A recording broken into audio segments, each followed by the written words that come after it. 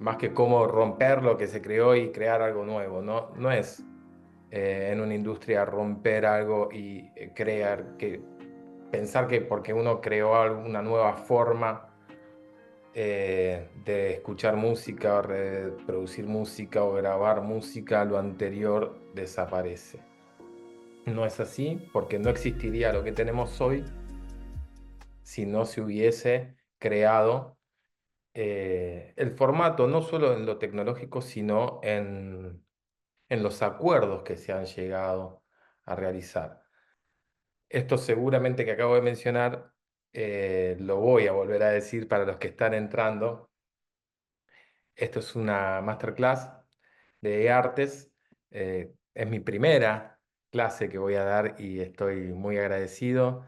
Tienen un equipo impresionante y, y un colega me comentaba que había dado varias clases aquí y me convidó a participar y la verdad que estoy muy contento. Mi nombre es Sebastián Marguí, soy músico, productor, consultor en lo que tiene que ver con derechos de autor, fonográficos, de intérprete y hoy en día en lo que tiene que ver con todos estos derechos y la industria en materia de streaming. En, y previo al streaming en digital, ¿no? Porque antes del streaming ya apareció la situación digital, lo cual rompía con lo que era lo que mencionaba previamente, que era la grabación destructiva.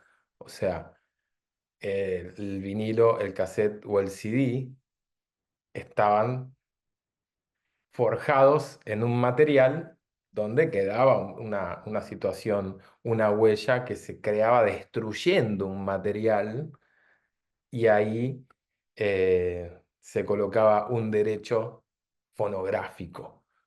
Hoy no existe eso, digamos, como punta de lanza en la industria. Sí, hay gente que sigue comprando, vendiendo.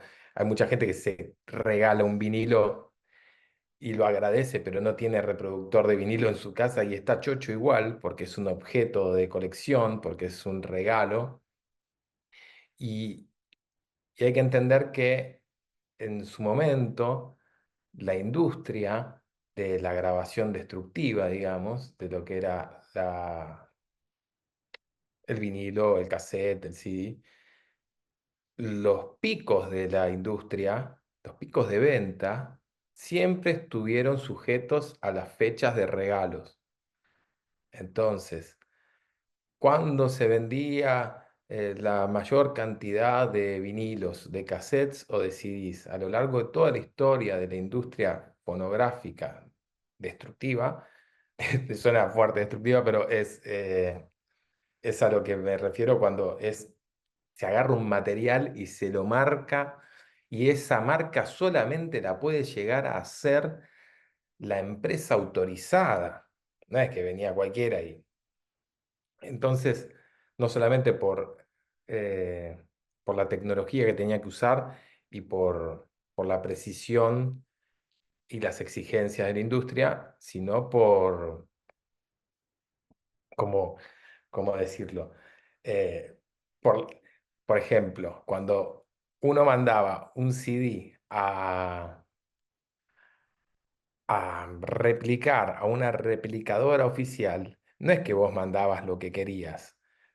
Si en el CD también estaba el logo de Warner, la, la empresa que generaba la destrucción de ese virgen y iba a grabar las canciones con el láser, si no tenía la autorización para imprimir en la serigrafía del CD el logo de Warner, una autorización de Warner, no iba a hacerlo, no iba a imprimirse nunca ese CD. Estas cosas a veces uno puede pensar, es insólito. ¿Quién se va a mandar a ponerle un logo de Warner a un CD sin la autorización de Warner? Bueno, ahí es donde la industria empezó a perder cuando empezó a aparecer las copias. Empezaban a imprimir los logos de de la empresa, así que la empresa tenga nada que ver ni autorizar, nada. Toda esa situación fue llevando a que la digitalidad empieza a competir de una forma ilegal en un principio, pero no competía ya con el CD original, competía con el CD que vendía el mantero en la esquina. Entonces, en un momento, toda la industria quedó más del lado de informal que del lado formal. Entonces, sí o sí hubo que llegar a un acuerdo. Entonces, ahí, ahí veo que hay gente también, más allá de todos los alumnos de la escuela de artes, gente en YouTube y en Twitch. Vamos a saludarlos. Bienvenidos. Espero que disfruten de esta masterclass que tiene que ver con las normas de Google, las normas de YouTube, las normas de Spotify, de las diferentes plataformas y básicamente el final de todas estas normas está en evitar strikes. No sé si los aquí presentes saben lo que es un strike. Supongo que somos todos músicos, que todos producimos, que todos publicamos material y, y diría que todos querríamos evitar un strike, porque después de muchas horas de trabajo, que eliminen un tema, un strike, es que eliminen tu track de alguna plataforma. Y eso sucede cuando el conflicto no tuvo solución. Y el punto es cómo evitar conflictos. Es mucho más fácil evitar un conflicto que, que solucionarlo, porque a la hora de evitar el conflicto puede estar en nuestras manos. A la hora de solucionarlo hay la mitad del conflicto o más de la mitad del conflicto que no está en nuestras manos. Entonces, ahí voy a leer Sami de YouTube desde Buenos Aires. Eh, bueno, me alegra mucho que este mensaje que está por salir tu disco es muy importante. Esto que te decía, que les decía a todos, evitar el conflicto es la clave de una vida saludable, digamos, dentro de la música y fuera de la música también. Entonces, salvo que el conflicto valga la pena, ¿no? A veces es- todos somos músicos y obviamente los que decidimos dedicarnos a esto eh, nos entregamos a una suerte de batalla cultural, eh, donde queremos que lo que estamos produciendo, que el material o el artista en el que creemos tiene que competir allí hoy en día en las industrias, en las plataformas, en las tiendas, en las playlists. Antes eran las góndolas, donde para mí era mucho más difícil. Yo tengo 41 años, trabajo en la industria desde los 14 años, o sea que ya son unos cuantos años. Comencé haciendo de asistente de máquina de humo en los videoclips de los 90. Le decíamos, o sea, yo era lo que se dice en Buenos Aires el Che Pibe. Y el Che Pibe hacía lo que tenga que hacer. Entre esas cosas, hablamos de los años 90, 95, 96, habían tecnologías que eran entre analógicas y digitales. Por ejemplo, la máquina de humo tenía un visor con números que nunca entendí de qué, qué significaban. Yo solo sabía que estaba prendida y nunca terminaba de largar humo.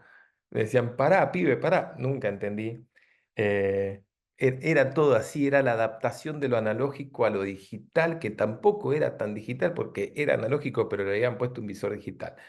Después ahí vino lo que era el DA88, que grabábamos también en cintas digitales. ¿Qué es una cinta digital? ¿La cinta es digital?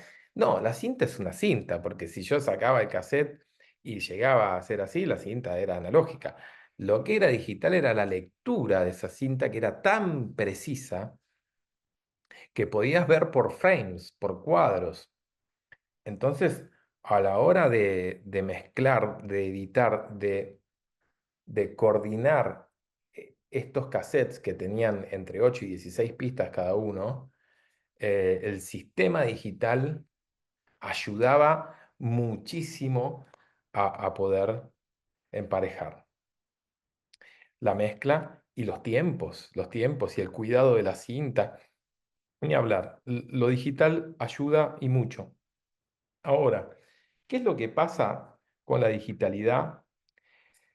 O sea, las nuevas formas de producir, eh, digamos, ponen en riesgo a los derechos, ponen en riesgo a, de una forma muy veloz a- al trabajo que venís haciendo. ¿Por qué digo ponen en riesgo? Porque antes las gestiones eran más claras. ¿Por qué? Porque llegar a un estudio de grabación con un artista, primero tomaba un camino social, ¿no? Donde, por ejemplo, querías que un artista conocido grabe en el disco que estás produciendo y de golpe llegabas a conocerlo por H o por B y de golpe llegabas a acordar con ese artista que iba a grabar. Seguramente el artista te iba a decir, mirá, antes de ir al estudio, yo tengo un contrato con, ¿por qué no hablas con? Y no habían tantos sellos discográficos, en las góndolas habían lugar para 25 artistas, 5 de cada género y chau. Entonces era una industria mucho más difícil, mucho menos democrática. Ahora, hoy en día, vos estás con un artista que, como decimos aquí, pegaste onda, uy, qué bueno, mola, y de golpe es, saco la compu, la placa de sonido, me grabás un recitado, me grabás el estribillo, me lo cantás, me tocas un cacho de la guitarra, y sí, dale. Y vos tenés la grabación del artista, que quizá era tu sueño, y de golpe no tenés la autorización del artista, pero vos llegaste a publicar el material. Entonces, no siempre el artista o el cantante o el guitarrista o hasta los productores, no siempre están a tiro de los contratos, al tanto de qué contrato firmó ni siquiera. Y esto hace que muchas veces lleguemos a un conflicto. Y a un conflicto con un material publicado que se trabajó y, a ver, creo que tengo acá John Rawls con... Estás ahí, ¿no? Hace un rato. Sí, sí, perdón. No, no, no, está Por- interesantísimo todo lo que decís. De hecho, para mí es material bastante nuevo. Quería saber qué condiciones se tienen que dar para que se dé un strike, en primer lugar, y después una pregunta personal. Perfecto. Mira, las condiciones de que se dé un strike es que realmente la persona que publicó el material no tenga los derechos, no tenga las autorizaciones y haya violado un derecho y lo haya hecho de una manera clarísima y, y que de la otra parte haya una protección clara, digital, de esta situación. Vamos a rebobinar. En el mundo analógico, hace 30, 40, 20, 15 años, ¿existía el strike? Sí, no se llamaba strike. Simplemente era un recurso de amparo, se llama, cuando de golpe podía pasar que todos nos compramos alguna vez un compilado de temas de B.B. King, de quien sea, salían compilados de este que el otro. Y quizá ese track del medio que estaba Albert Collins en un compilado de B.B. King, de golpe la compañía Albert Collins decía, no, no, sí, yo sé, Albert Collins subió a tocar en el show del cumpleaños de B.B. King, ustedes no nos pidieron autorización para grabarlo, y encima de que lo grabaron sin la autorización, lo publicaron, metieron en un compilado y lo publicaron en Latinoamérica pensando que nosotros no nos íbamos a enterar nunca. Obviamente se enteraron tarde, facturaron un montón y la compañía presenta primero una mediación donde dicen, che, vamos a, tus abogados, mis abogados, todas las partes que recibieron o no recibieron por este conflicto, por este producto que no fue autorizado, vamos o a ponernos de acuerdo o directamente no nos vamos a poner de acuerdo, no queremos que figure, no le sirve a mi artista, no le sirve a mi sello, no, eh, y se retiraba el material de las góndolas. Esto podía pasar por ese motivo, también podía pasar, por ejemplo, hay obras que nosotros somos músicos y casi todos nos dedicamos a hacer discos, hacer canciones. Hay muchos músicos que se dedican a hacer música de obra de teatro, música de cine, pero por ejemplo, en las que son músicas de ópera o de obra, una ópera es una obra de teatro, vos no podés modificar nada, no, técnicamente no podrías modificar, pero lo hiciste, hiciste una versión. Y grabaste un disco de versiones del Fantasma de la Ópera. Pero los dueños en una ópera son dueños del derecho el que escribió y el que compuso. Es una obra de teatro. No se puede alterar nada sin que los padres de esa obra de teatro autoricen a modificar algo. Por algo, estas obras de teatro, estas óperas, se conservan intactas hace tantos años y la gente sigue cortando el ticket. Y si aparece una nueva versión de Drácula o de El Fantasma de la Ópera es porque fue autorizada a ser modificada así, asá, y acá no, y acá sí. Entonces, de golpe, sacás un CD, un EP, un single de una obra que no fue autorizada porque ni siquiera se permite hacer una versión sin la autorización del padre de la obra y lo van a sacar de la góndola o vas a sufrir un strike dentro de las plataformas digitales. Ahora, contame cuál era la otra pregunta. ¿Se puede dar un strike por hacer música con inteligencia artificial? Mira, lo que puede pasar eh, Ahora te cuento es, por qué te pregunto esto. sí, Es muy sí, gracioso. sí. Puede pasar que quizá no llegues a publicarlo, que se trabe antes de que se genere un strike. ¿Ok?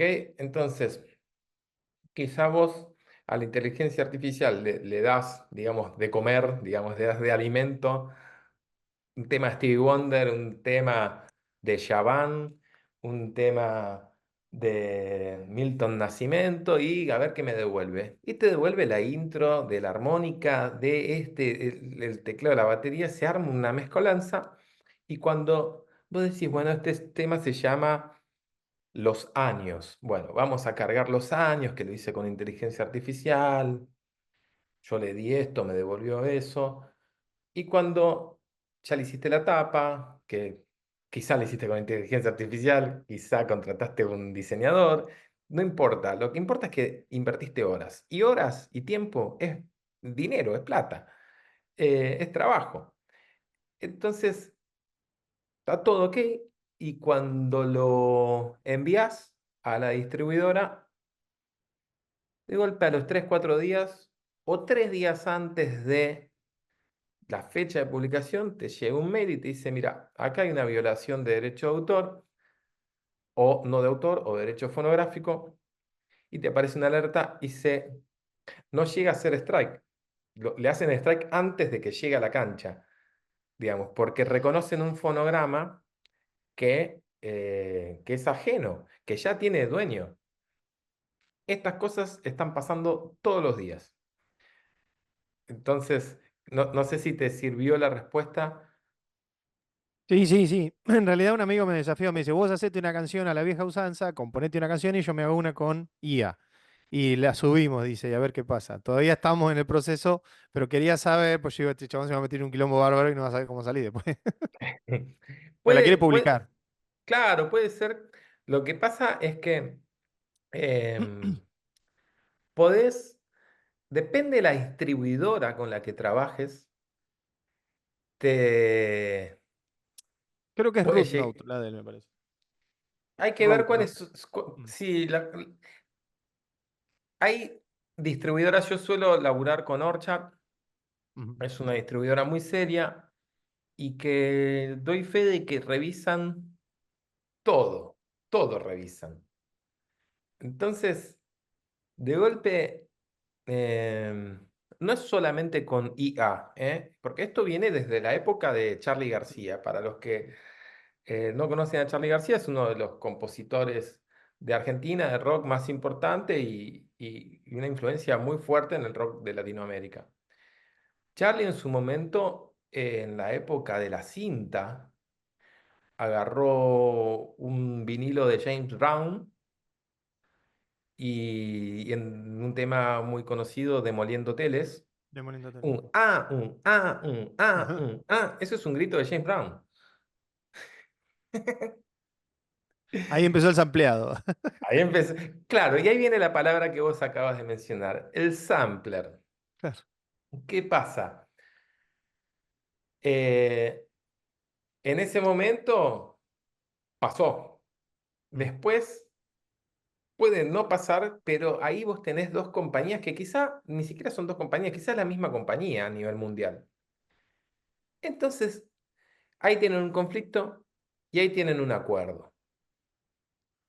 Porque si me decís que el track de Charly García no iba a facturar nada, bueno, ahí hay un conflicto, se lo da de baja y chao. Pero si el tipo está facturando y factura como el número uno del país y quizá está entre los mejores de Latinoamérica, James Brown no se va a ofender por el un y va a recibir un cheque trimestral, no, no, no. supongo, sin ningún problema, él, la compañía, el productor. eh, entonces, ¿pero qué pasa? De golpe, a través de los años fue generándose este, aparecieron los sintetizadores y después de los sintetizadores aparecieron los samplers. Ujú. Y el sampler no solamente fue un sampler de un violín, de un piano, una guitarra, una batería, un bajo, sino que de golpe empezaron a aparecer los efectos. El sampler, Claro. el viento. Vamos, el tema arranca con un sonido de viento. Entonces, ¿qué pasaba? Vos podías sacar dos micrófonos en una montaña y grabar viento, y tenías el viento de la introducción de tu tema. Quizás ni siquiera te vas hasta la montaña, te vas hasta un lugar donde hay viento, metes dos micrófonos, grabas el viento. Pero después estaba el que decía, no, mira, me compré este teclado, este Korg, que tiene, mira, el sonido de viento y el viento así, más rápido, más lento, más así, más asá. ¿Y qué ocurría? Esto me pasó a mí hace... Yo tengo un sello discográfico y un artista que es producido por un colega que respeto muchísimo, mandó un tema, no sé qué, veo que llegó un mail de que daban, que nada, que había una falta de una violación de derechos. Conociendo yo al productor, conociendo al artista, me sonaba raro, me llamaba la atención, porque si hubiesen hecho alguna macana, quizá me hubieran avisado, ¿viste? Y digo, a ver, antes de consultarles, pongo play y era vientos y hojas que habían sacado de un sampler para Mm, la introducción del tema Pero claro, l- hay empresas que te venden el teclado o el sistema MIDI con sus samplers y de golpe ellos poseen los derechos. Vos necesitas una autorización de la empresa para poder usarlo en tu disco. Obviamente nadie va y le pide la autorización. Claro, Entonces, hasta, esto fue hace 2 meses, eh, tuvimos que rebotar el tema, pedirles que reemplacen ese viento por un viento que tengan derechos ellos o quiten el viento, hagan la mezcla, hagan el mastering, todo de vuelta, lo reenvíen, cambien la fecha de publicación, dejen a un público en banda que ya, no sé después cómo, imagínate para la gente de prensa que contrataron, eh, que trabajó para que llegue al 23 de noviembre el lanzamiento y el 21 nos llega un mail de que eso no puede salir. claro. Entonces, es un montón de tiempo y dinero. Acá tengo una consulta. Sí, ¿qué tal? Me acaban de botar un track de Destroy y me salió un strike. No sé si se puede abordar este campo. Era un remix en donde la música y todo era original, solo la vocal no. Y sí, acá te respondo que esto El es una algoritmo te consulta. hace pelota ahí. Sí, no, lo que pasa es que la voz es Sí, lo... Por ejemplo, si yo grabo una Fender Telecaster desde acá y me quedo tocando un Mi con una cuerda en 0,9 o 0,10 y vos lo mismo desde allá y el mismo ampli y el mismo micrófono, aunque lo hagamos muy, muy, muy, muy parecido, van a ser distintos. Pero se puede llegar a pasar, puede llegar a pasar. Ahora, la voz humana es algo que es como la huella digital. exacto. Sí, sí, sí. Entonces, la voz humana es muy difícil de dibujar Mm. y no va a pasar uno de estos sistemas. Acá veo otro tipo de pregunta de Emiliano Fernández. ¿Tengo que recurrir a algún tipo de ingeniero de mastering que ponga la metadata al archivo o qué puedo hacer al respecto? Voy a ver si es la misma pregunta. Sí, me llegó un email que asume. Tras realizar el mantenimiento de nuestros sistemas, notamos que tienes lanzamientos anteriores con problemas de metadatos. Ok. A estos lanzamientos les falta la información requerida. Los servicios de streaming comenzaron a solicitar. Probablemente tendremos que eliminarlos. Upa. Ok. Lo que te está pasando acá, en este caso, tenemos que recurrir. No, no tenés que recurrir a un ingeniero. Emiliano. Emiliano. No sé si te veo ahí en la cámara. Em, Ahí está. ¿Sos vos, Emiliano? Sí. Sí, ahí está. Emiliano, te cuento. La metadata es la información, no tiene que ver con el sonido. La metadata es la información que cargó el sello a la distribuidora sobre el track. Se ve que tenés varios tracks que fueron cargados y que le falta información. ¿Qué pasa? Vamos, toda esta charla quiero que la tomen como cómo se adaptó la industria de ayer a hoy y cómo nos vamos a adaptar de hoy a mañana, ¿ok? Entonces, antes nosotros teníamos voy a cambiar de cámara para mostrar el, el CD. Este es un CD de Luis Alberto Spinetta, un músico, un gran músico, enorme, compositor, guitarrista, cantor, arreglador, productor de Argentina. ¿Y qué quiero mostrar con esto? Eh, la gráfica, ¿no? Lo que era antes, esto es un disco del año 2003, esto tiene 20, 21 años. Entonces vos tenías la gráfica, y acá tenemos el librito, todo esto que vemos es artística, pero también es editorial, ¿sí? O sea, hay que entender que todo lo que está Y todo lo que fue impreso de palabras, de información en un CD, esto era la metadata, la información legal que uno otorga a la distribuidora y la distribuidora a los entes, pero no solamente a los entes, a Google, que es YouTube, a Spotify, a Apple Music, a Deezer, a todas las tiendas. Entonces, por ejemplo, yo acá vamos a ver un tema. Spinetta, voz y programación. Claudio Cardone, guitarra y piano. Rafa Arcaute, sintetizador y arreglo final. Javier Malosetti, bajo. Grace Cosseri, voz. ¿Qué tenemos acá legalmente? Tenemos diferentes situaciones. Spinetta, se llama Spinetta. No, no se llama Spinetta, se llama Luis Alberto Spinetta. Entonces, si Spinetta puso Spinetta, voz y programación, va a tener que hacer un trámite especial en el ente recaudador, de, que es el ente que recauda, retiene y después reparte, en este caso en Argentina, la Asociación Argentina de Intérpretes, pero también lo va a tener que hacer en todas las plataformas y tiendas digitales, donde indique que Luis Alberto Spinetta, en este caso, en esta ocasión, en este track, es Spinetta. Más allá de que sea su apellido, es un seudónimo. Como también pueden ver en Spotify, vos tenés dos perfiles, Santana y Carlos Santana. Son dos artistas distintos. Entonces, Emiliano, ¿qué pasó?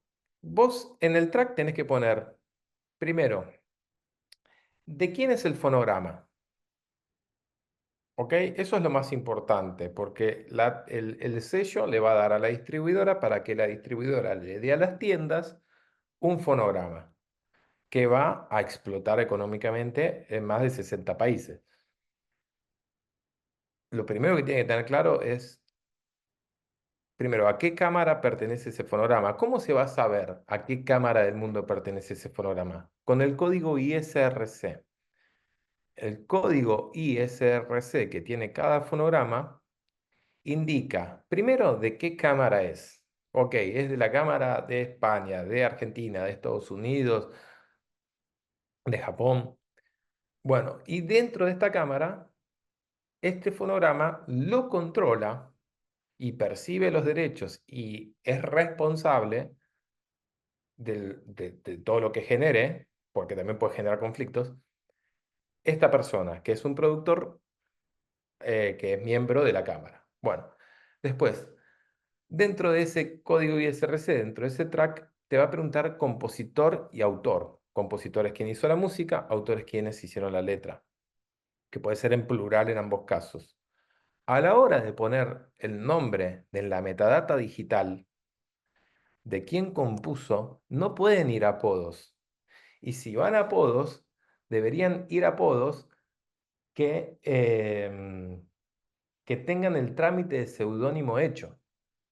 En este caso, yo muestro el de Spinetta y obviamente hizo el trámite de seudónimo, porque si no perdería un montón de derecho de autor, de derecho de intérprete y de derecho fonográfico.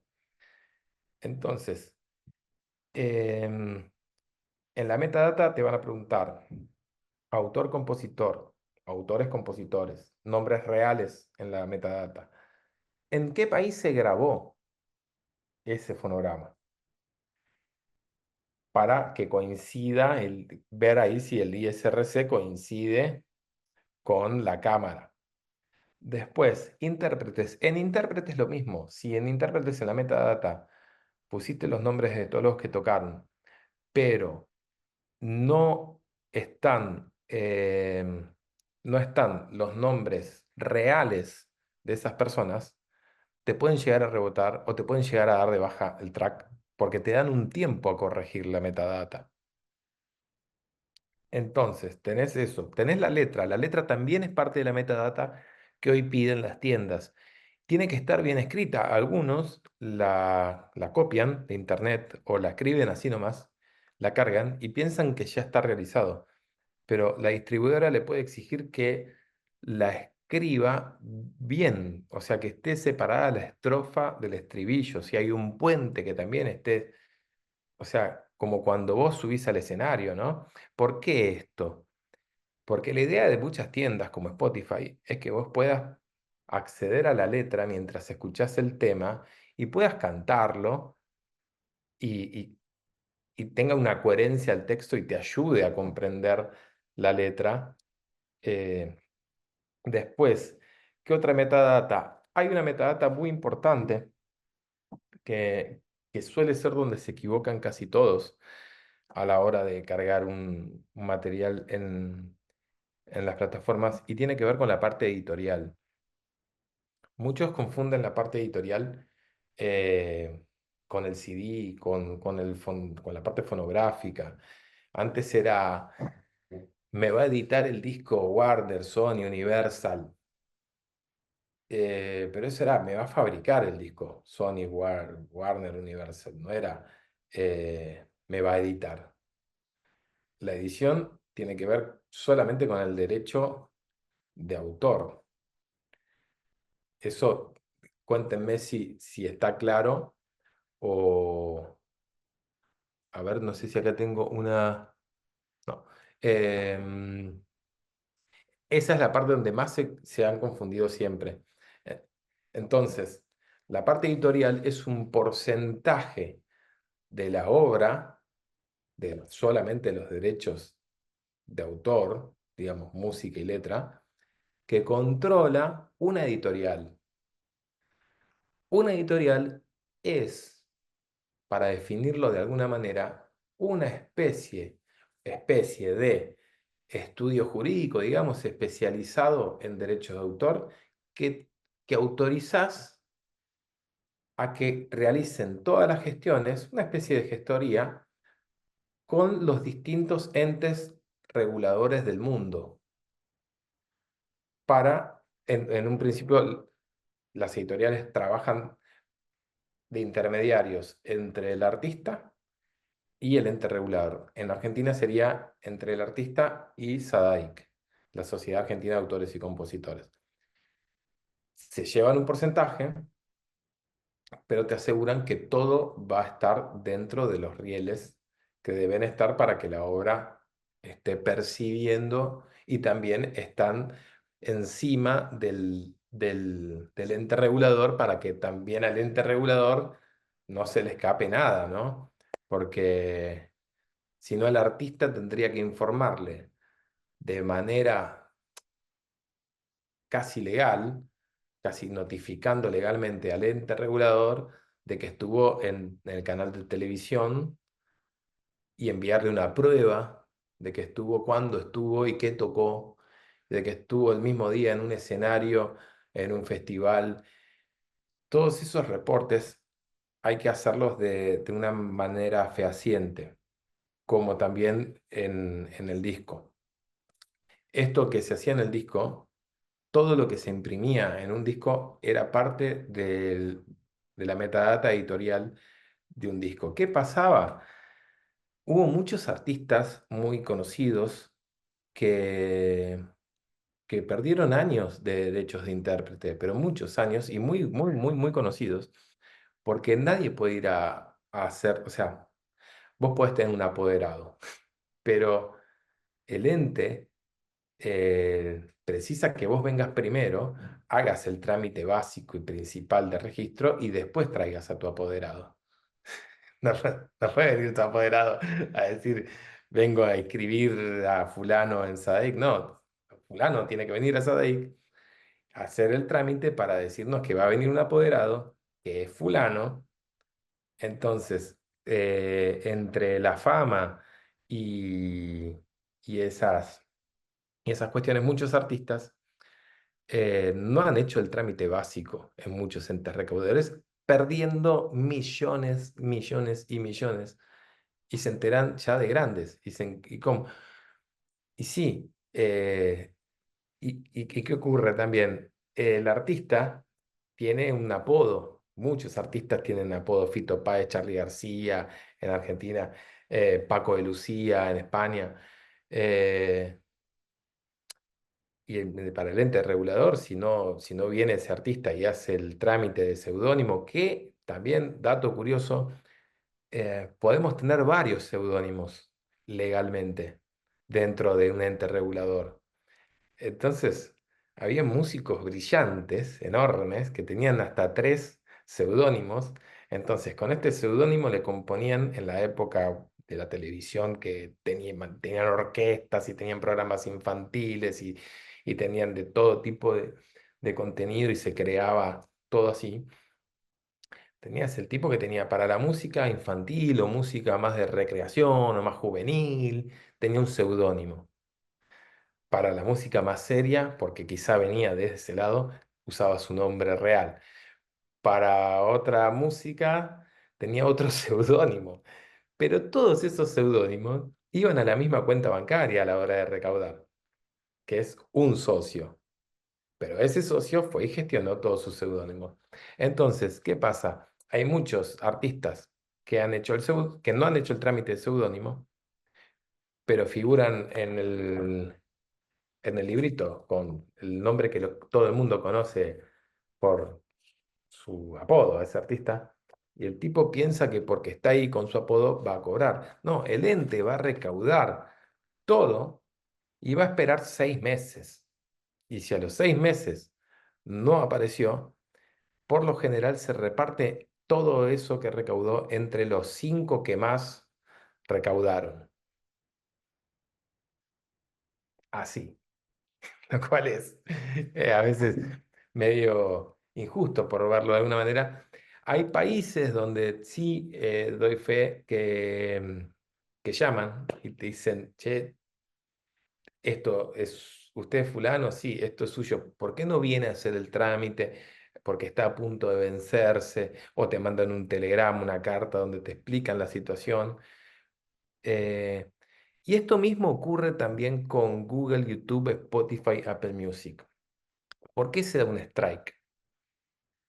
Por ejemplo, todos queremos hacer una canción, un producto, un EP, un single, un álbum, que de alguna manera tenga escuchas, tenga visibilidad, tenga lo que podemos llamar éxito, que le vaya bien. Entonces, ¿qué pasa? Llegamos a hacer todo este esfuerzo y de golpe le empieza a ir bien a la canción.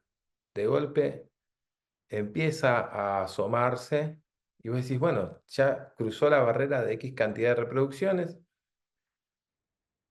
pero hay un dato en la metadata que está mal. O hay una duda sobre si hay una parte que pertenece a, si no se pidió permiso.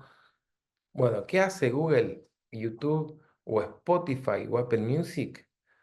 Antes de que alguien levante la bandera y pida un strike, si la misma tienda o plataforma sospecha que eso tiene algo que puede llegar a ser conflictivo, lo detiene, lo pausa, te avisa. ¿Pero por qué? Porque si imagínate si el strike o el previo al strike ya facturó $10.000. Spotify, Apple Music, Google, YouTube, no quiere estar poniendo un abogado con $10.000 acá diciendo, che, ¿de quién es esto? Porque no me lo puedo quedar yo, porque ya la plataforma cobró la parte que le correspondía, que no sabemos si le corresponde, pues no sabemos si es legal esto. Acá recaudó esto, pero no sé a quién dárselo, porque... Entonces, ¿eso qué implica? Gastar plata y tiempo en abogados para ver de quién es esto que no sé si te lo tengo que dar o no. Entonces, ante la duda, cuando suceden eh, estas situaciones de casi éxito, pero que no sabemos a quién pagar, porque la situación es sospechosa, la plataforma lo va a cortar de lleno. A ver, permiso, acá tengo pregunta de Javi Ross, ¿qué es un strike? Y luego consultar. Bueno, pregunta, ¿qué es un strike? Como veníamos hablando, un strike es cuando te dan de baja un track em, porque por, o sea, una de las partes violó un derecho y tanto Google, YouTube, o Spotify o Apple Music consideran que está violando un derecho y lo dan de baja. Eh, Soundtrust es una editorial, no lo sé. Hay miles de editoriales. Hay sellos que tienen, Warner tiene su parte Warner Music y su parte Warner Chappell, que es editorial, y así un montón de sellos, y así hay un montón de editoriales. Puede ser, una editorial es una oficina de gestoría especializada en derecho de autor musical que se encarga en la música de ser la parte del intermedio entre el artista que no va a ir al ente regulador a hacer los trámites como corresponden, le das una autorización y ellos te encaminan. Si das con una buena editorial, te sugiero que mantengas esa relación, ese vínculo, porque es muy bueno. ¿Qué pasa?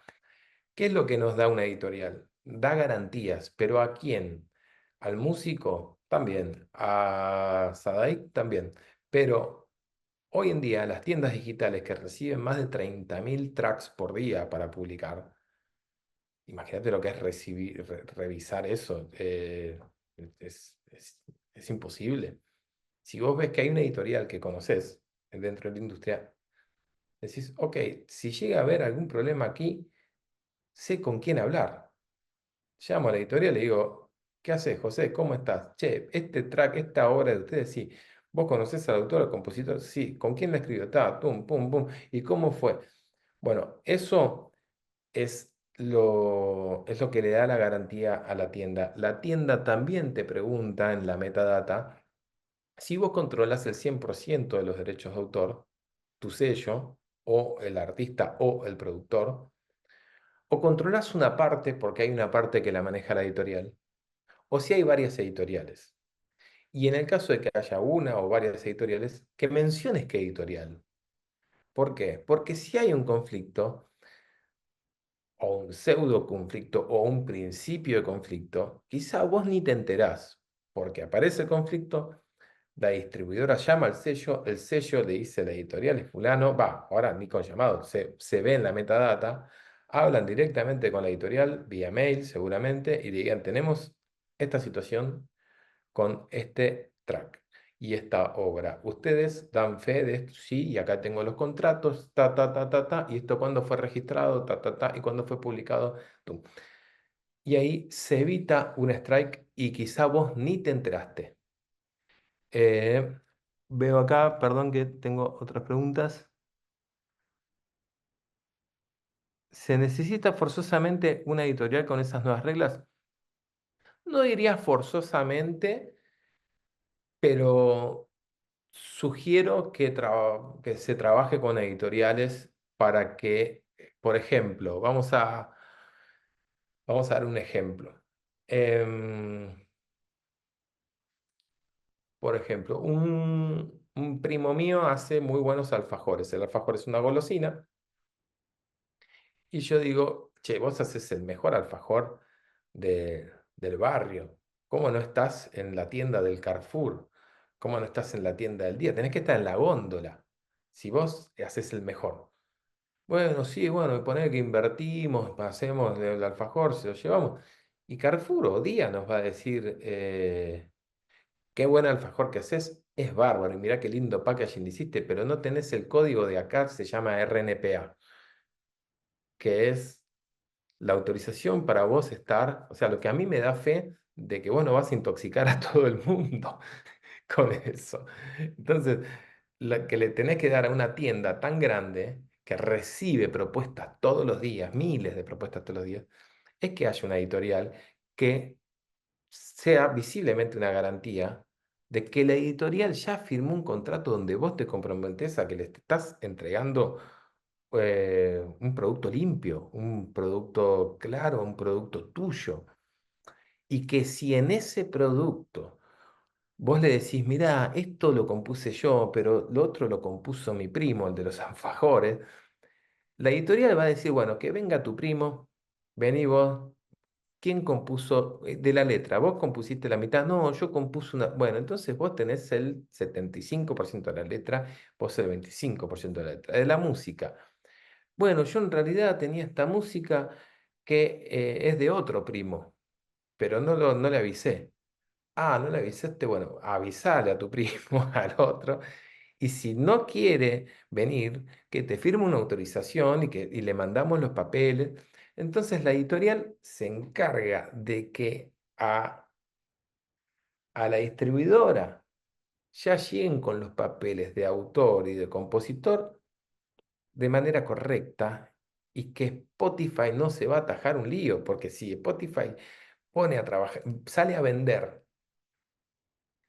un track y ese track empieza a facturar y se pone en conflicto, no puede pagarle a nadie y tiene que poner abogados para algo que quizás son $200, pero poner un abogado a litigar o a trabajar en algo internacional, porque siempre es territorio internacional para Spotify, que es sueca, pero quizá el quilombo o el problema se armó con Estados Unidos o con la reproducción en Argentina o en España, ya es un asunto internacional y ya perdió plata, porque tiene que poner a trabajar gente en eso, porque ahí la IA no te va a ayudar mucho, porque es una cuestión legal que hay que investigar, hay que preguntar a ver si eso fue un error o si alguien se quiso pasar de vivo. Entonces, sí, sugiero siempre editoriales serias. Está bueno siempre ver la historia que tiene la editorial, ¿no? Si vos ves que es una editorial que viene de los años 60, 70 y está bueno. Si es una editorial muy nueva, quizá no tiene catálogo, entonces no tiene historial. Y todo termina siendo jurisprudencia. ¿Qué pasó en tal caso? Y lo que se resolvió en tal caso es lo que nos va a ayudar a comprender cómo seguir. A ver, veo acá. Editoriales en concreto. Mirá, yo en Argentina suelo trabajar con EPSA, también con Warner, también con OMSA, em, algunas con Sony, claro. Y, y recomiendo después quizá eh, ver la opción de coedición. La coedición es cuando invitas a varias editoriales a participar de una misma obra. Eso ya tiene que ver con otra charla que tiene más que ver con una estrategia que que con el fin de protección, digamos. A ver, voy a seguir viendo preguntas. Eh, Tengo que subir una canción a YouTube y después venderla a algún grupo musical. No entiendo, perdón, acá la pregunta es de Javi Ross, la de tengo que subir una canción a YouTube y después venderla. ¿Algún grupo musical así será o no será? No entiendo la pregunta, perdón. Pero si tienes que subir una canción a YouTube y después venderla, te diría que no la subas hasta que la hayas vendido. Porque una vez que la subiste, ya la canción. Después, voy a subir unos videos lyrics de las canciones de mis discos, muy bueno el video lyric, a mi canal de YouTube. Seguramente me salte una reclamación del Content ID de mi propia distribuidora. Bien, bueno, esto es una situación común, no hay que alarmarse. Em, Pasa que, por ejemplo, hacen el video lyric, que es el video con la letra de la canción. ¿Esto ayuda? Sí, ayuda muchísimo. Ayuda muchísimo el video lyric a difundir la obra en YouTube. ¿Qué pasa? En cuando de golpe tenemos en un video líric o material que nosotros mismos subimos con contenido propio a, a YouTube, va a llegar a la distribuidora, va a llegar al sello una alerta. En lo posible, avisar al sello que, que uno va a hacer esta acción, enviándole en lo posible un mail diciéndole, hola chicos, creamos este video lyric para darle más difusión a esto. eh, este es el link, seguramente llega un reclamo, gracias, era para avisarles. ¿Y qué va a hacer el sello? Se va a encontrar con el video, con eh, el, o sea, le va a avisar al sello, alguien violó tu derecho, subió, no sé qué, y ahí va a tener la opción de reclamar y darlo de baja, o sea, activar el strike, o sugerir y reclamar un strike, o no hacer nada, pero vos previamente lo que tenés que hacer para que esto no llegue a un strike, aunque sea interno, es no reclamar el cobro del video que acabas de publicar, porque lo va a reclamar tu sello y después te lo va a pagar con tu liquidación. Espero que se haya entendido. O sea, vos cargas el video, va a saltar la alerta, vos no reclamás en el momento que te salta la alerta, no decís, no, bueno, yo quiero cobrar, monetizarlo, no. Se va a encargar el sello y en todo caso el sello o la distribuidora te van a decir cómo continuar. Pero la idea es que vos generes contenido con tus obras, que si tiene video lyrics mejor, porque va a generar más reproducciones y más interacción con el público. Pero vos no reclames. Deja que el reclamo quede del otro lado, que es tu sello o tu distribuidora, y ellos van a hacer que eso facture y te lo liquiden sin que se dé de baja. Permiso, a ver que voy a Sí, leer. ah, Sí, perdón. Para que quiero ver un... Pregunta, voy a subir unos videos lyrics. Listo, sí. Ahí estamos. John, contame. bueno, una pregunta, ya te digo, de mi ignorancia. ¿Qué son videolyrics? Y otra es cómo figuras en Discord para hacerte unas preguntas, porque yo tengo un ICRC hecho y subí 2 temas a Spotify, pero me llegaron unos mails que después te quisiera preguntar cómo tratarlos. Mira, ¿cuál es la primera, perdón? No, la Me primera es que es un dijiste, video sí. lyric. ¿Qué es un video lyric? Es cuando ves un video de YouTube de Ujú. una canción de Eric Clapton, ponele, Sí. y va pasando la letra. Ah, video Ento- lyric. No es claro, otra cosa. entonces, claro, lo que sucede es que Perfecto. esas pequeñas acciones Mm, muchas veces terminan haciendo que el video lyric tenga quizá la misma cantidad de reproducciones que el videoclip. Porque a la gente, al que no es cantante y le gusta cantar, que es, yo por ejemplo, yo me dedico a producir un montón de cantantes, pero no canto. Me encanta dirigir cantantes, pero no canto. Y me encantan las mm, letras. Y de golpe ver el tema y ver la letra y entenderla, eso a la gente le encanta. Como era antes, abrir el CD, abrir el librito y estar con la letra. claro, claro, ¿Y quién no le regaló a otra persona la letra de una canción? claro. Entonces, el video lírico en YouTube potencia muchísimo la obra, ¿no? No solamente el De- fonograma, la obra ¿Pero del de temas artista, propios o de otros, de, digamos? de todos, pero de De temas, todos. por ejemplo, de tu tema. Mm, Sacaste un videoclip o sí. sacaste la tapa con la canción. Ujú, Bueno, hacete el video lyric y vas a ver cómo la gente se engancha de, de- por igual que con el videoclip, con el video lyric, porque a la gente le gusta ver la letra. sí. Esto es algo que siempre funcionó. Creo que el video lyric es la adaptación a lo que a lo que era el librito y la letra, que antes los CDs terminaban con el librito deshecho de Sí, tanto mirar la letra. Eh, sí. y hoy en día es el video lyric y funciona mucho. Contame lo de Discord. ¿Qué es lo que me No, querés? ¿cómo figuras vos en Discord para ubicarte, para no sacar mucho tiempo ahora de la masterclass y preguntarte de manera más puntual? Yo no sé si figuro en Discord. Ah, A qué le perdón, no, llamas? porque como todos los profes figuran en Discord, pensé que vos también, pero no. Ah, es que yo estoy, esta es mi primera clase. Claro, por eso, tenés razón, tenés Entonces, razón. ¿Cómo ubicarte cuando, es el tema? en Instagram estoy como Barwi Sebastián. Ah, perfecto. Mi apellido es B larga A R, B larga Ujú, U I, perfecto. Barwi Sebastián. En Spotify también estoy como Sebastián Barwi. Ujú, Em, y para contarles un poco de mí, soy músico productor.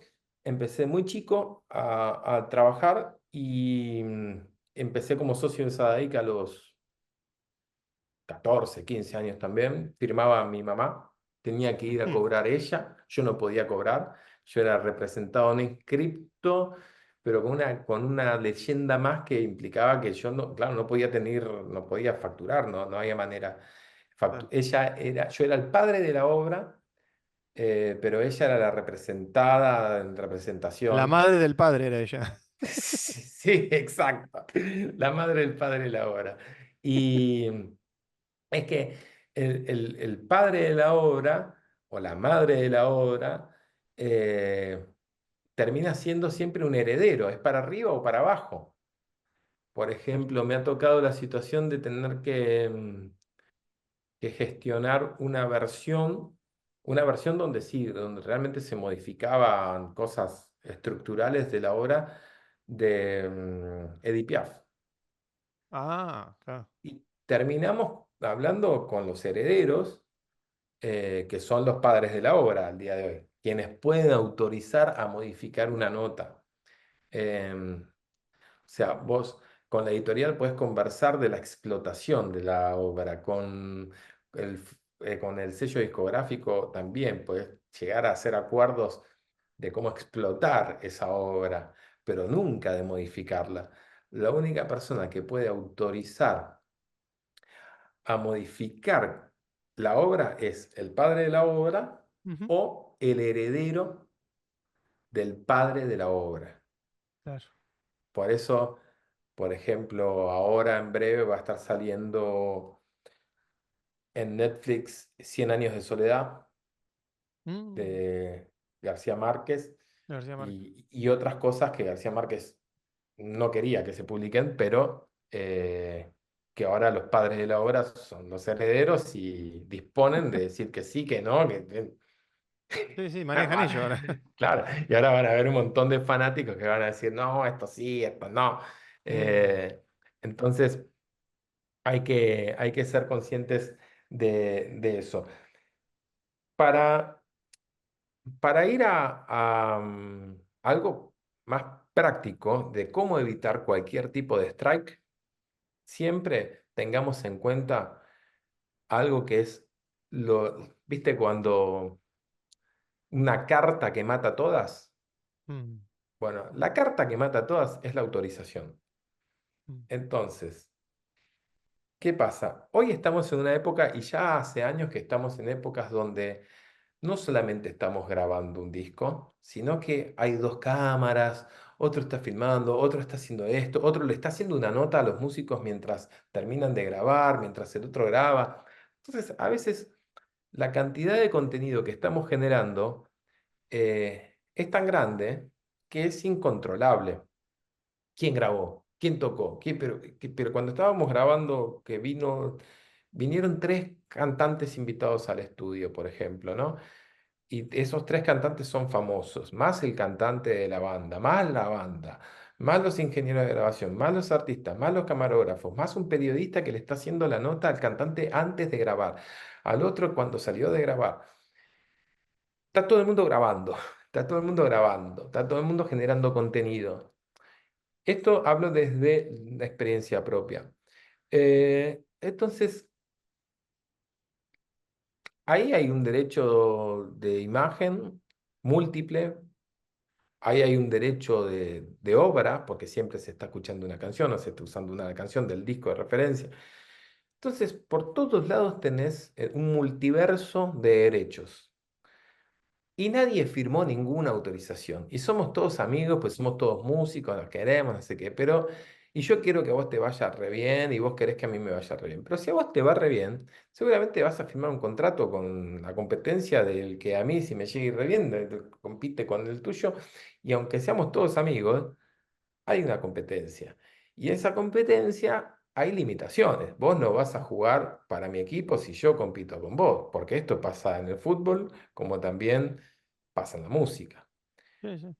Entonces, pero nosotros somos amigos, viniste al estudio y ¿cómo no vas a cantar el estribillo conmigo, que ese tema, bueno, lo grabaste, te fuiste, después diste la nota, se grabó, después yo fui a tu disco, fui al estudio, grabé, me trataron bárbaro, pasamos, nadie firmó nada.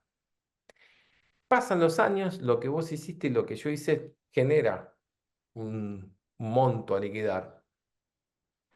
Pero de golpe las relaciones que vos empezaste a tener con el sello no se ponen tan buenas y de golpe el sello te empieza a exigir, vos le empezás a exigir, están en malas y ahí te van a decir, sí, pero ese disco que vos grabaste no lo hiciste con la autorización nuestra y vos no tendrías que haber pedido autorización para grabar con Sebastián.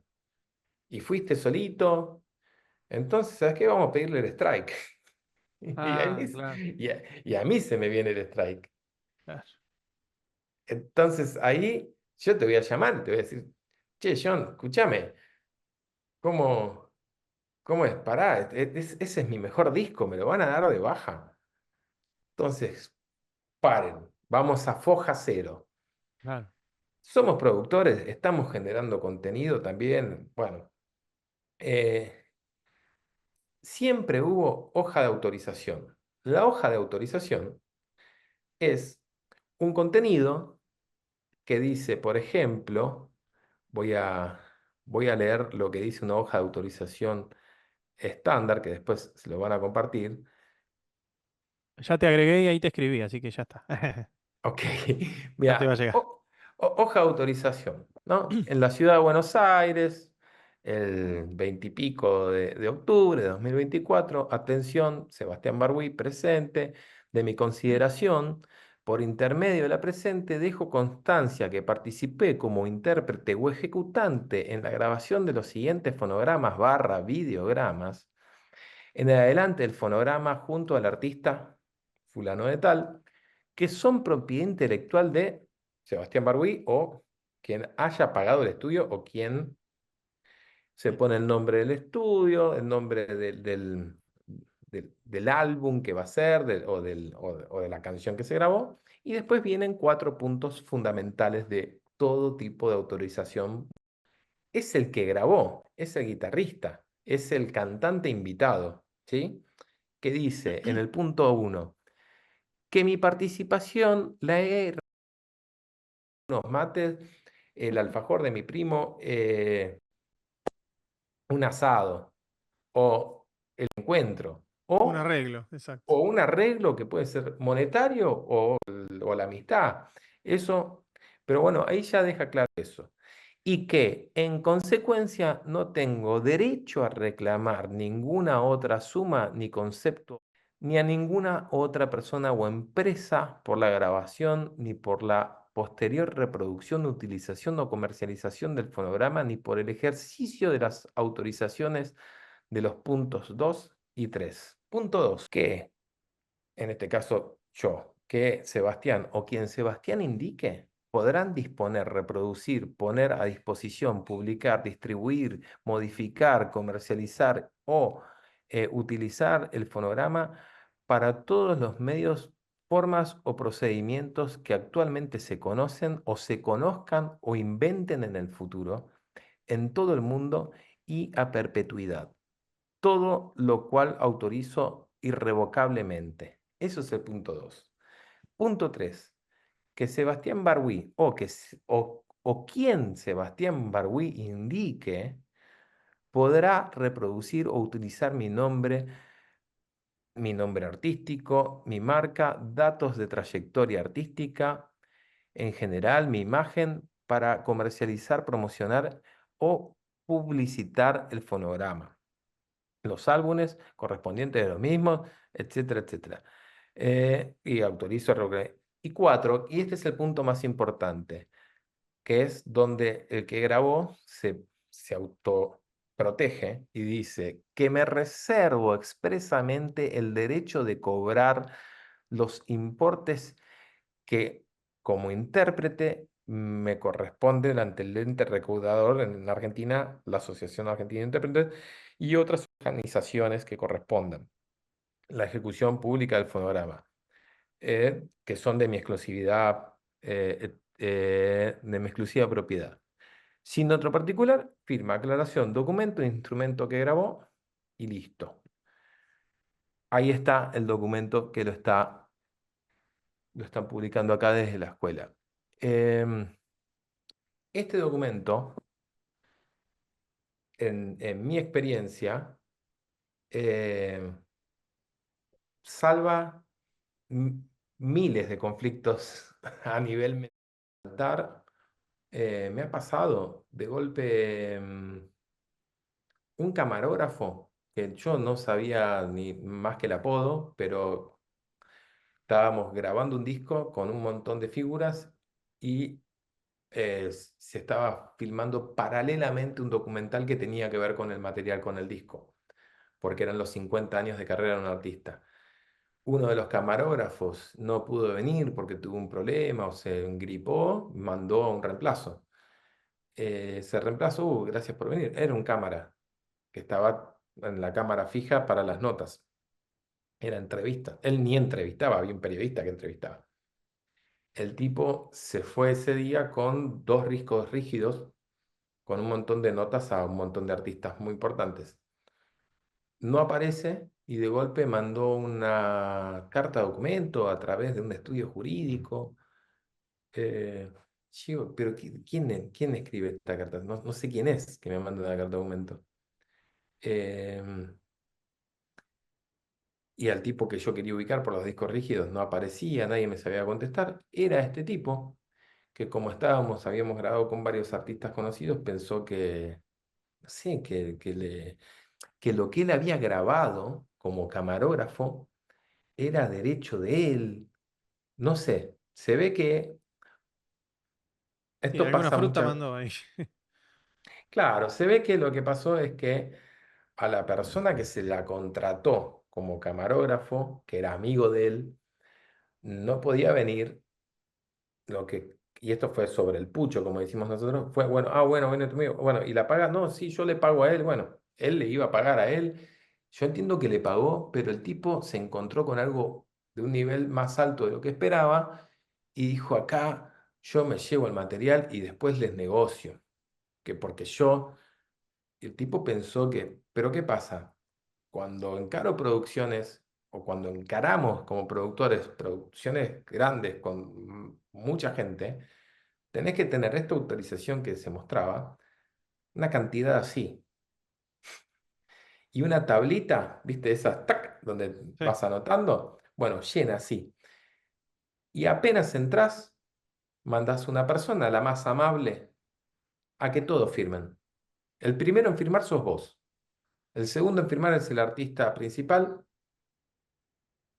Y ahí que todos vean que todos firman. Firma el ingeniero de grabación, firma el asistente de cámara, firma el camarógrafo, firma el que se le hizo la nota, firma hasta el taxista, firma todo el mundo, todo el que tenga que ver con el momento de grabación o filmación, firma, sí o sí. Bueno, volvemos al hecho. Carta documento, no sé qué. Yo digo, pero no entendía cuál era el reclamo. Lo que sí entendía que el tipo nos debía dos discos rígidos, que ya físicamente tenían un valor económico y a nivel intelectual. Llego y el tipo, claro, me encuentro cinco abogados pensando y me dice, bueno, él quiere tanta plata. Le digo, no entiendo por qué, en qué concepto. Digo, sé que el tipo vino a trabajar, que cobró. No. Le digo, mirá, saco la hoja y los abogados se querían matar. Se habían juntado cinco abogados pensando que le iban a sacar al artista que yo estaba produciendo un fangote de guita. Y le digo, cuando muestro la autorización, ¿entendés? Se habían todo, no tenía sentido que se hayan juntado. No sé qué verso les contó el tipo y yo les llevé obviamente copias de la firma del tipo de esta misma autorización. Nada, me pidieron disculpas. y, y me fui, pero yo también perdí tiempo. Y sí. ¿Eh? Y, y, y los tipos estaban con los discos rígidos ahí, mostrándomelo para pedirme plata. Le digo, no, primero eso es hurto. Lo que hicieron ustedes se llama hurto, y ustedes son Totalmente. abogados.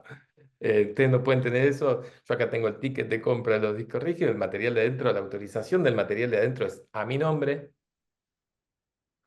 Y el tipo que ustedes trajeron, que él supuestamente los contrató, que no los contrató, les dijo, mirá, ahí podemos llegar a sacar plata y ustedes pueden llegar a morder una parte de esto.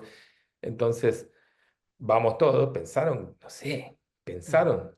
eh, la cosa es que cuando peleé ese papel solo firmado por ese camarógrafo, que ni se acordaba que había firmado eso, porque este reclamo fue meses después, eh, me dieron los discos rígidos, me pidieron disculpas y supongo y espero que le hayan cobrado a por este daños y tipo prejuicios morales. por, claro, y por hacerlos trabajar al dope, como decimos nosotros. O sea, no. Entonces, la hoja de autorización Sí, sí. es fundamental porque también en la música hoy somos amigos y el día, no, yo después no lo vi más porque se fue de gira, se fue a vivir acá, ya, pero vamos a parar todo, vamos a grabar este disco y esto se firma acá y ahora. Y si no se firma, puede ser que después de un tiempo se te dé baja el material Mm, y vos invertiste un montón de tiempo en eso. Entonces, no, no tiene sentido eh, sí, sí. exponernos. Por eso, evitar un conflicto, la mejor manera de evitar un conflicto, primero es la autorización a la hora de la grabación. Después, es entender las normas de, por ejemplo, Google, primero es un buscador, no es otra cosa. Entonces, eh, y que sea un buscador no significa que, que sea 100% honesto tampoco, ¿no? Entonces, yo pongo Coca-Cola en Google, ¿y qué me debería aparecer primero? La Claro. página de Coca-Cola. Pero no pasa eso, porque es un buscador privado. Entonces, yo Claro. pongo Coca-Cola en Google y quizá lo primero que me aparece Un es Instagram. Es Día, es la página del Ah, supermercado claro, sí, sí. que vende Coca-Cola. Y si te fijas, por lo menos acá en Argentina, Coca-Cola aparece tipo puesto número cuarto o quinto. Claro. Porque vos podés negociar con Google y decir, mira, yo quiero que cuando pongan Coca-Cola aparezca yo. Y Google te va a decir, dale, pero por día me tenés que pagar tanto. Dale, yo te pago por día tanto, pero la gente pone Coca-Cola, aparezco yo. Sí, buenísimo, listo. Entonces, por un lado, Google es un buscador que a la hora de trabajar de manera comercial, tie- tiene sus, sus reglas internas, pero a la hora de que vos quieras colocar tu trabajo en el buscador de ellos, que es, por ejemplo, YouTube, te van a exigir que la metadata no mientas. Claro. Por ejemplo, yo tengo una banda de heavy metal donde me encanta Iron Maiden, Metallica, Megadeth. Bueno, entonces hicimos un videoclip con la banda y de golpe decimos, vamos a hacer el videoclip, vamos a publicarlo, lo vamos a cargar en YouTube y cuando lo cargamos en YouTube te pide metadata, ¿no? Entonces pones batería, fulano, guitarra, mengano, esto. Ahí quizá no tenés la exigencia en esa metadata de que vaya el nombre y apellido perfecto, porque eso no va a ir a ADI Claro. o al ente regulador de intérpretes. Es más representativo, digamos. Es más, sí lo que va a ir en YouTube, la editorial es una de las cartas más fuertes en YouTube. Mm, O sea, la editorial, vos podés ir a la editorial y decirle, mira, este video nuestro no me gusta, está nuestra canción, la filmó fulano, pero la verdad no me gusta el video, no me gusta. Y la editorial hace así y lo da de baja, porque están trabajando sobre una obra que es de la editorial. Y la editorial está autorizada para dar un video de baja, un video ajeno, porque el producto que es la editorial. O sea, la carta que mata todo en YouTube es la editorial. Pero más allá de eso, subimos un video de, de YouTube de nuestra banda de heavy metal. Y como es una banda de heavy metal que quizá a un público que busca canciones de Iron Maiden, de Pantera, quizá lo nuestro le guste, cuando me preguntan la metadata, eh, palabras, cosas que tengan que ver con el producto para que la gente llegue, y yo pongo en esa metadata Metallica, Pantera, Iron Maiden, Megadeth, yo ahí estoy mintiendo para YouTube y para Google, porque ¿qué tengo que ver yo con Pantera, con Claro, Megadeth? Toqué ahí, no, no hay nada, pero el público lo va. No, ahí YouTube lo que va a hacer es mostrar mucho menos tu video, lo va a tratar de tapar claro. para que su cliente cuando llegue a YouTube ponga Pantera Megadeth y le aparezca contenido de Pantera y de Megadeth. Entonces, ¿qué podés poner en tu metadata? Esto es la parte en la que vos le das contenido a Google, la parte en la que vos le das contenido a YouTube, y ellos sí te exigen que vos le des la verdad. Y si es una banda de heavy metal de Brasil, y es de Río de Janeiro, poné heavy metal, Río de Janeiro, heavy metal, o sea, metal brasilero, o sea, poné información que de alguna manera tenga coherencia en el camino de la búsqueda para que lleguen a tu contenido. Si pones Metallica, YouTube inmediatamente se da cuenta que no es Metallica, que Claro. estás tratando de engañar a la gente para que llegue a tu camino y lo va a tapar, no lo va a ver nadie. En cambio, si se da cuenta que es un IP, que es de Río de Janeiro, que está cargado desde una cuenta de Río de Janeiro, que es de heavy metal, que hay una movida de heavy metal de brasilero y que tiene un nombre eso, y vos lo pusiste, y ahí le conviene, ganan todos, y ahí sí lo va a mostrar. A ver, tengo otra pregunta. Mi pregunta sería, ¿qué se tiene que hacer primero? ¿Contactar a la distribuidora y después grabar? ¿O tener la grabación y posteriormente contactar distribuidora editorial? Bueno, muy buena pregunta. Muy buena. Miguel Ángel, eh, te cuento. Vamos a cambiar la cámara para nuestros amigos de YouTube. Mira, el orden de los factores siempre va a ser, primero tiene que haber una canción, ¿verdad? Entonces, vamos a suponer que la canción es nuestra o que la hicimos en colaboración. Primero, la editorial. Una vez que vos ya tenés la canción terminada, la editorial, pensar qué sello puede ser compatible con este material. Por ejemplo, ¿por qué un sello puede ser más compatible con un material y con otro no?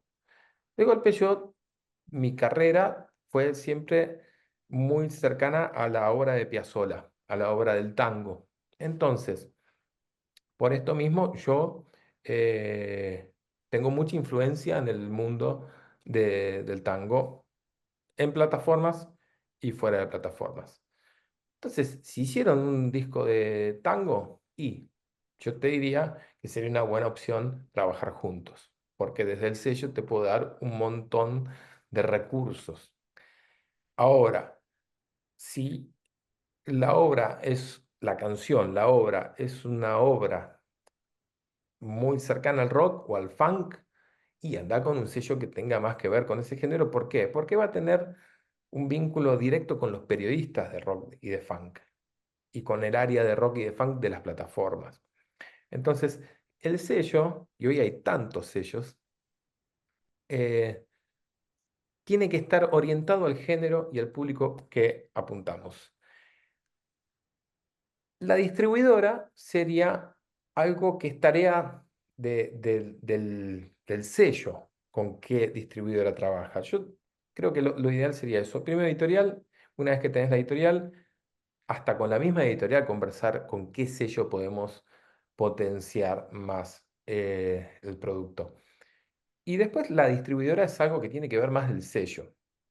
¿Sí? Es más para un sello. Es algo que quieras hacer un sello de, quieras trabajar en un sello, para trabajar en un sello es generar mucho catálogo, porque la distribuidora te va a brindar más atención si vos le llevas 100 artistas a que si le llevas dos artistas, claro.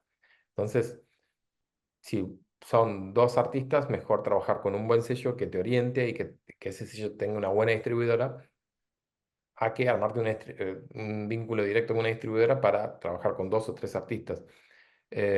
Para trabajar directo con la distribuidora es mejor para mí volumen, porque también es mejor para la distribuidora trabajar con un sello que le traiga mucho volumen. Espero que eso haya sido de ayuda, pero siempre es primero la obra, después la editorial, después el sello y después la distribuidora. A ver, una segunda. ¿Qué hacer si la distribuidora o editorial con la que estamos trabajando decide urnar con nuestro contenido? ¿Qué sería urnar? Me falta ese término. Urnar sería archivar. Aguardo esa, esa información. Em, entonces, por otro lado, hoy en día hay muchos artistas que tienen apodos, ¿no? Con todo esto del trap. eh, y muchas veces pasa que tienen el apodo y no tienen la marca. Si vos haces un apodo, estás haciendo una marca. O sea, para el ente regulador es un seudónimo, pero para Spotify es una marca. Y para todo lo demás es una marca. Entonces, robar, ahí me dicen, urnar, robar. O editorial con la que nuestro trabajo decide, bueno, si vos ves que te están robando la editorial o el sello, lo primero que tendrías que hacer son dos caminos diferentes. La manera de vos comprobar que de parte editorial hay un robo, digamos, que se están quedando con una parte o que te está dando menos de lo que te corresponde, es primero pedirle a la editorial que te brinde las liquidaciones de SADAIC, o del SGAE o del ente regulador que maneje tus obras o las obras del artista que estemos consultando. Ese pago existe y es en término y tiene que llegar una liquidación donde se separa lo que le corresponde al artista y lo que le corresponde a la editorial.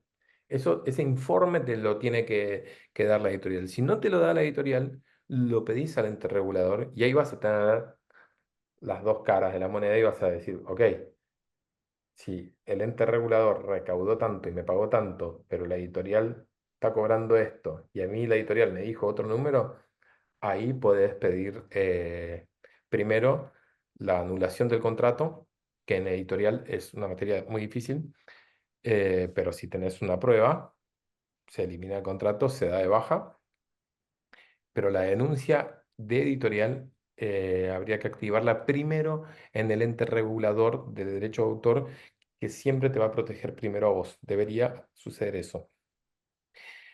En lo que es eh, la distribuidora, respecto a los fonogramas y ese tipo de liquidaciones, también le deberías pedir que te mande la liquidación de las tiendas en detalle por el trimestre para que vos puedas ver si esa liquidación, eh, el pago, porque una cosa es que te muestren un Excel de lo que ellos quieren que vos veas y otra cosa es que le digas, mirá, sospecho de esta situación, necesito ver el pago que te hizo Spotify, Apple Music, YouTube, Facebook, Deezer, Tidal por este último trimestre. Y si vos tenés un acuerdo de mitad y mitad con, con la distribuidora y primero se niega a mostrarte el pago, después no coincide, pero primero hay que ver el pago, ese pago existe.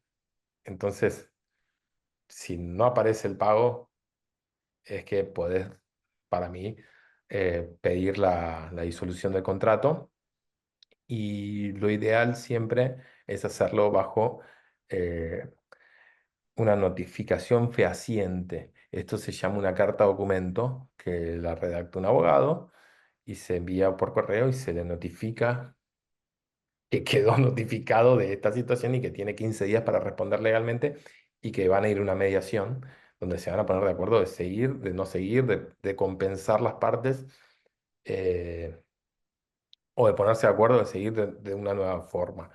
Pero la notificación tiene que ser legal y la parte editorial tenés por lo menos el, el ente regulador que tiene que proteger siempre al compositor antes que a la editorial.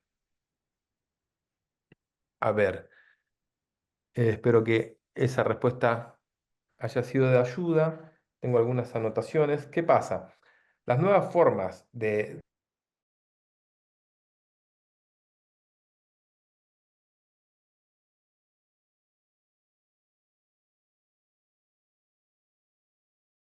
va más rápido que la ley.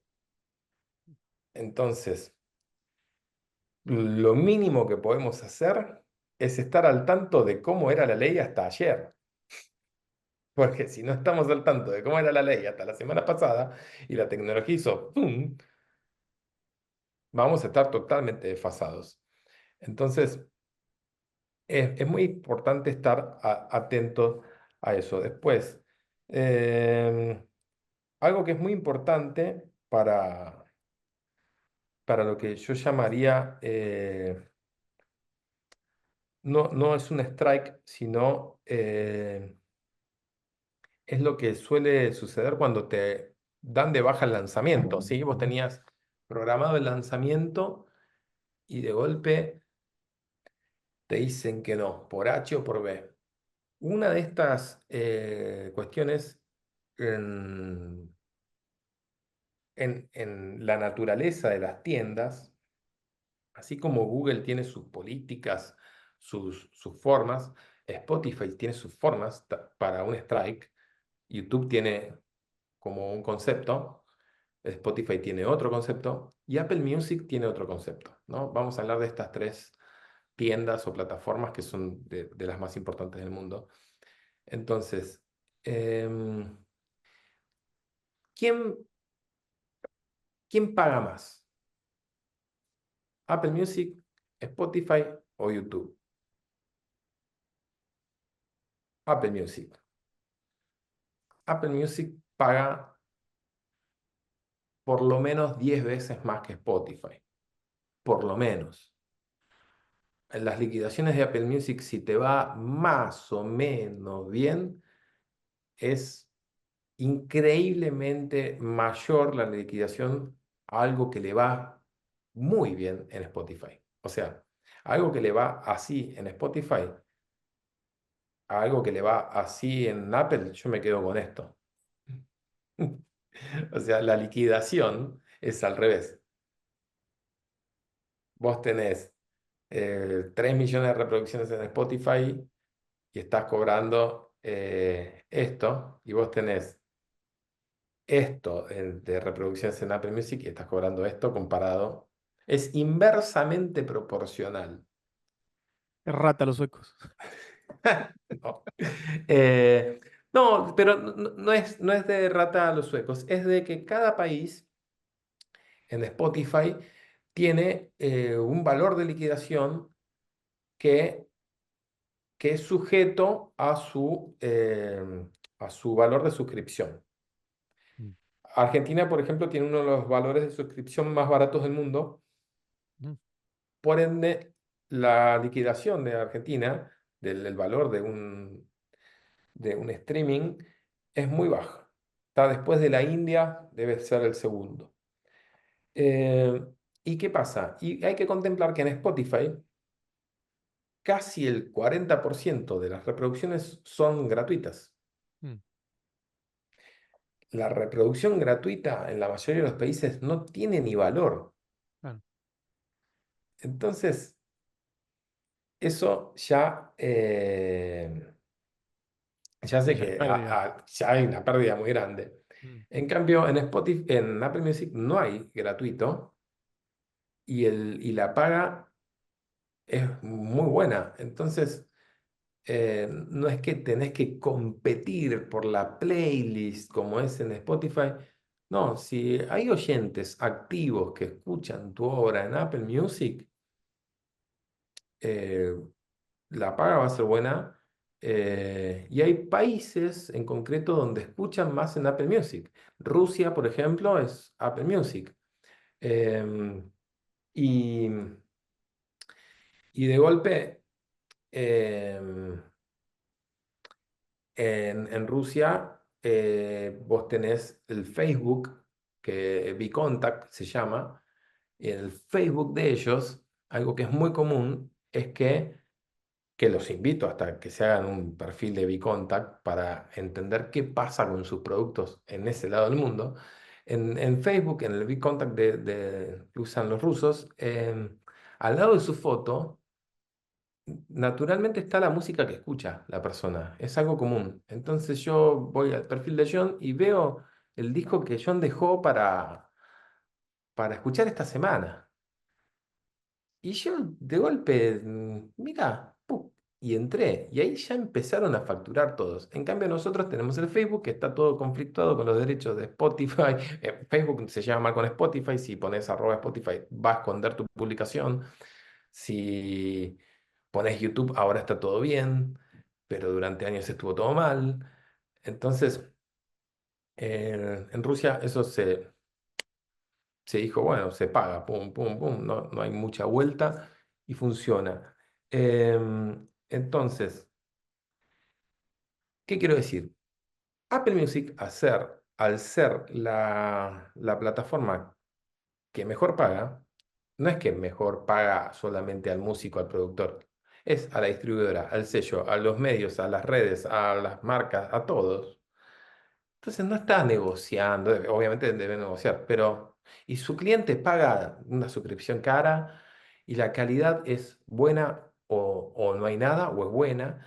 Entonces, ¿qué pasa? Apple Music se termina transformando en quien termina dándole forma al filtro de producto general.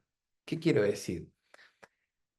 De golpe, Apple Music empieza a decir que quiere tapas de discos más sencillas, sin tanta data, ¿viste? Porque este es el disco de Celine Dion que con invitado fulano de tal, con la orquesta de tal, grabado en tal el 8 de febrero del 70. Bueno, no quiere más tapas así.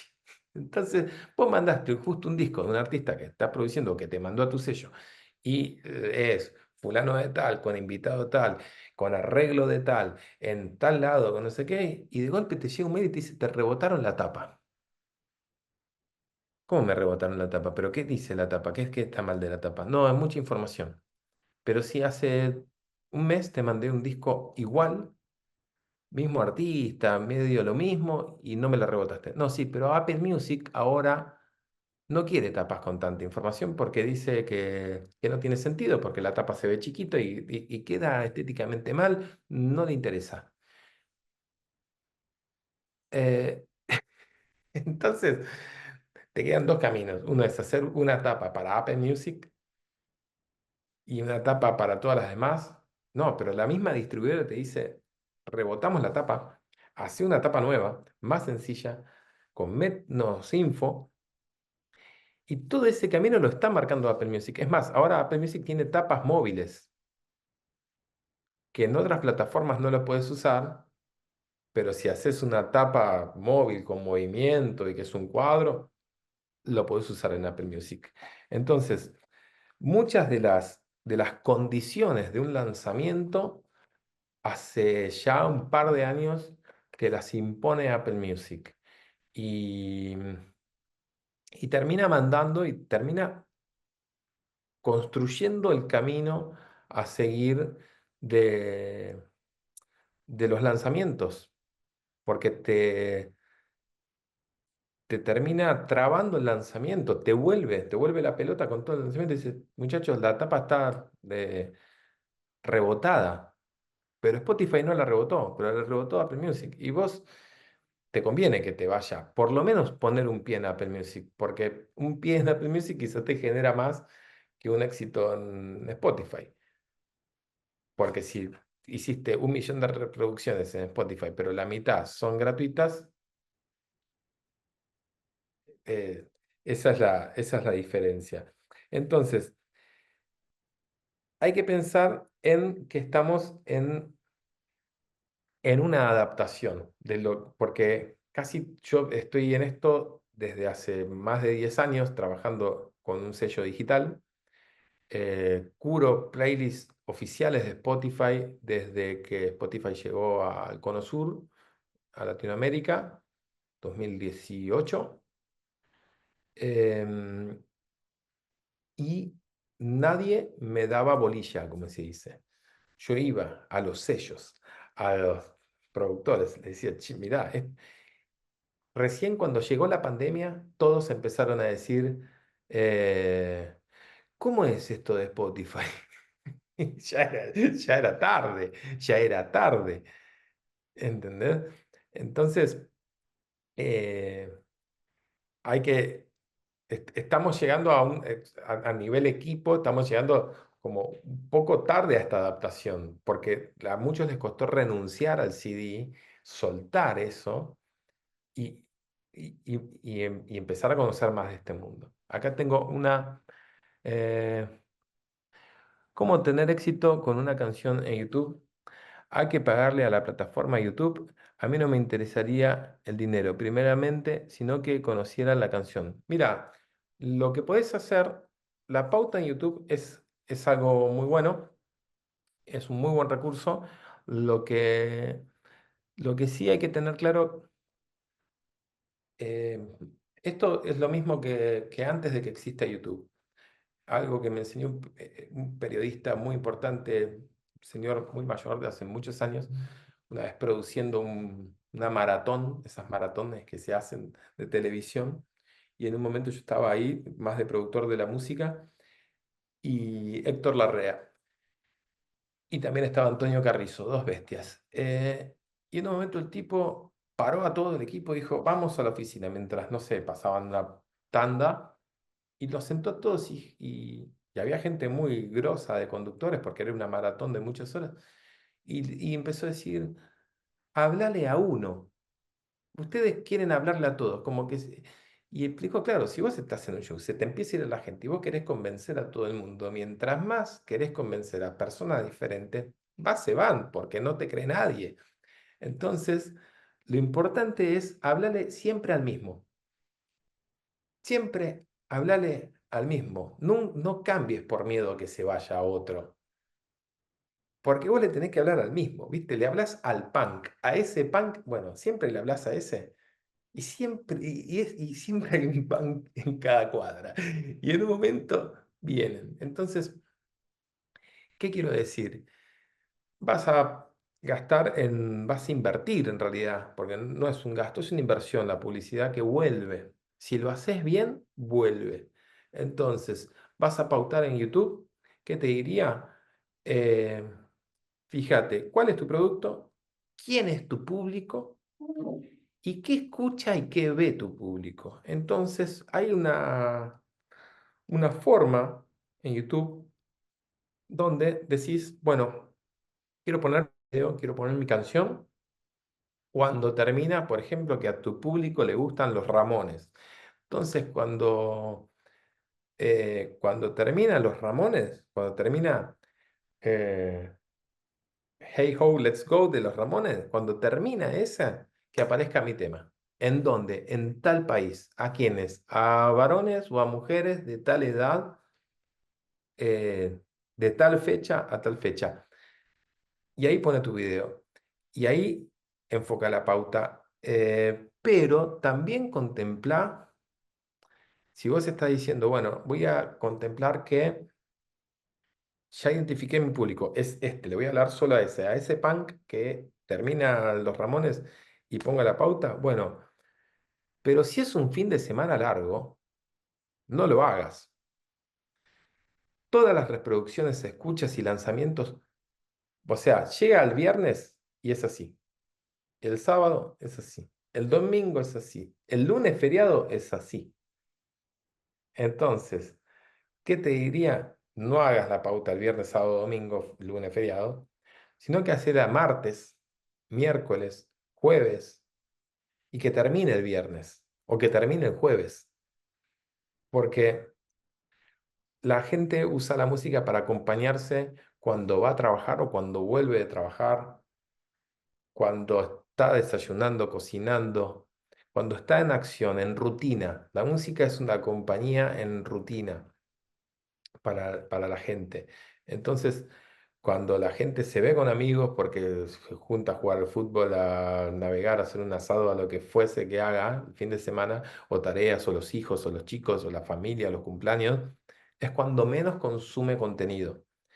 Entonces, si vos pones la pauta de tal fecha, los próximos 4 días, si es un fin de semana largo, te diría que sería tirar un poco la plata.